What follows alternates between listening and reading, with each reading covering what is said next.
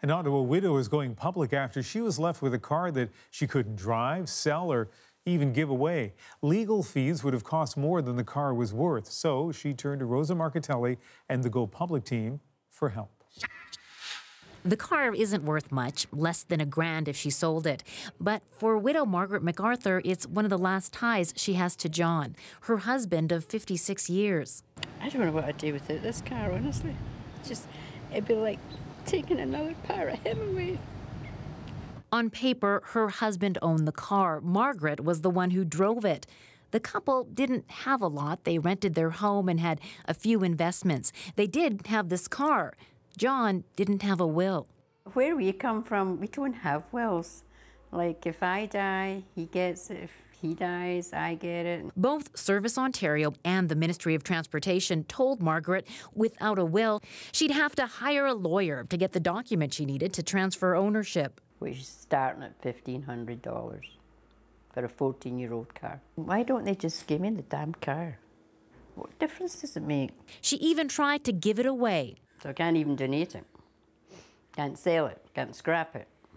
Where'd I put it? For years, a lot of provinces and territories have looked at making the process of settling small estates like the MacArthurs easier and less expensive, but very few have done it.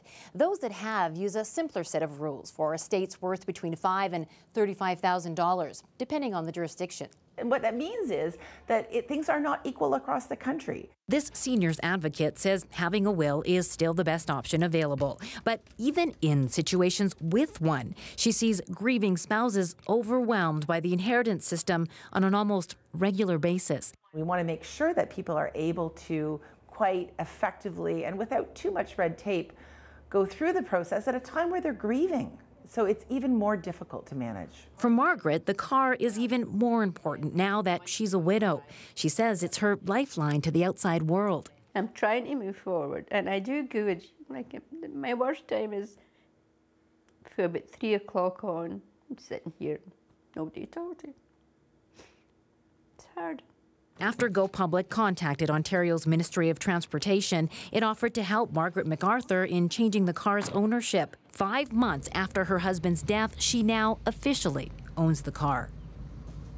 And Rosa joins us from Calgary. It seems there's a danger here, Rosa, in assuming that when your partner dies, he simply will get what they own. What else should people know? You know, the best advice is have that will and an estate plan. It will make things easier for you. If you can't afford a lawyer to do that, well, look into those free clinics for wills that are sometimes held by law schools. Also, do not take shortcuts, like trying to avoid the cost of probate, and that's when a will is validated by the court and involves legal fees. We're seeing that sometimes people put assets in joint names, Ian, putting their kids maybe or their siblings on property titles, for example, so that they're not part of the will. Well, apparently that is a bad idea. It could lead to problems if the original owner's rights aren't respected. So these complex systems, how are they going to affect Canadians going forward? They're going to be a bigger problem. With the population aging, we all know that more than 100,000 Canadians are widowed every year. That number is also growing. So more people, more problems typically, which makes, this push for these changes even more important and even more timely. Thanks, Rosa.